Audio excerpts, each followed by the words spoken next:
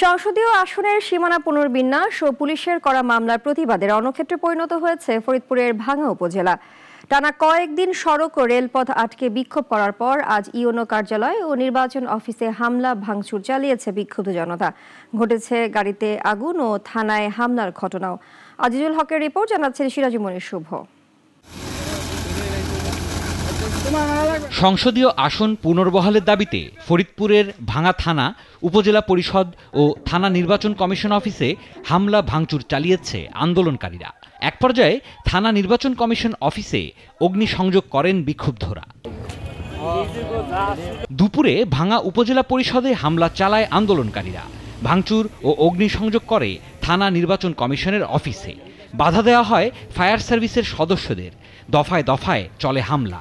আমাদের ভাঙ্গা এই সাবেক জায়গা চলে হামিদ এবং আলদিকে পূর্ণ বিক্রিয়া দিলে আমরা জনগণ রাজপথে থেকে উঠবো। আমার যদি ন্যায্য অধিকার থাকে, ন্যায্য দাবি থাকে, সেইটা পূরণে সরকার বাধ্য।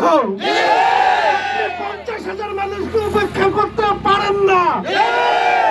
আলগি এবং হামিদ থেকে কেটে নেওয়া হয়েছে, রক্তে আগুন লেগেছে। এই দুইটা আপনি ফেরত দেন, আন্দোলন তারপরই বন্ধ হয়ে যাবে। হেরেমি রাখতে হবে, হেরেমি থাকবো, একদিন রক্ত থাকবে, আমরা বাদী, এক ইঞ্চি বাদী, আমরা রক্ত থাকতে দেবো না।